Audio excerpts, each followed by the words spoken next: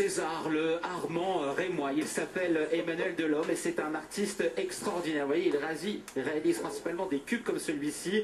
Alors avec des objets divers, là ce sont des strass, des bijoux. On va voir dans un instant qu'il travaille aussi avec des petites voitures, avec même des mécanismes de montres. Alors on va voir quelques images de lui. Ouais. Tout de suite, puisque ce n'est pas un professionnel pour l'instant, il a un autre métier dans la vie. On le voit ici à son bureau. Emmanuel Delhomme dirige une entreprise de distribution alimentaire à Tinqueux, en banlieue de Reims. Et puis le soir, eh ben vous le voyez, il rejoint son atelier les week-ends aussi.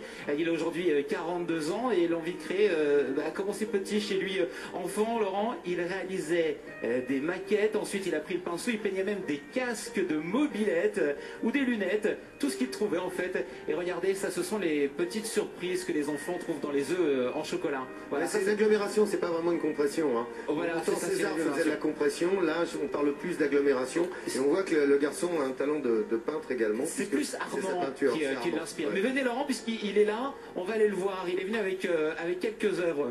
Ah bon, où? Venez, il est dehors. On va aller voir Emmanuel Delhomme. Emmanuel, je vous rejoins. Bonjour Emmanuel, merci beaucoup. Bienvenue derrière le bar.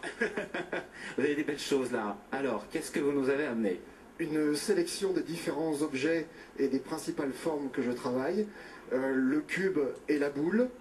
Le cube, beaucoup de surface sur laquelle s'appuyer, mais des arêtes et des pics. La boule à l'inverse, tout en rondeur, mais rien pour ce soir. Qu'est-ce qu'il y a à l'intérieur? Attendez, est-ce que c'est vraiment... On ne parlait pas de compression tout à l'heure, mais d'agglomération? Ce sont des déchets de métaux, des extrusions de tous les objets qui ont été démontés pour être installés. Et ensuite, vous installez, en fait, vous faites une façade artistique, vous composez une façade, donc autant qu'il y a de faces, par exemple pour un dé, recto verso côté, et l'intérieur, ce sont des déchets métalliques, c'est ça? Absolument. D'accord. Et la boule, pareil, évidemment. La boule, je travaille sur un support qui est une céramique qui est chromée, sur laquelle j'ai, avec base de résine, installé les mouvements. Là, c'est un cube dit d'or. La masse, c'est terrible. C'est terrible, oui. C'est difficile à exprimer à la télévision. Oui, c'est ça. Mais on n'a aucune notion de la densité de l'or. De l'or, on connaît une bague, au mieux une montre. C'est ça, on a fait l'habitude de voir un objet qui pèse comme celui-ci, 3-4 kilos, même 5. Et chaque œuvre a une histoire en quelque sorte. Ça, c'est un peu vos passions qu'on retrouve, les montres, la voiture.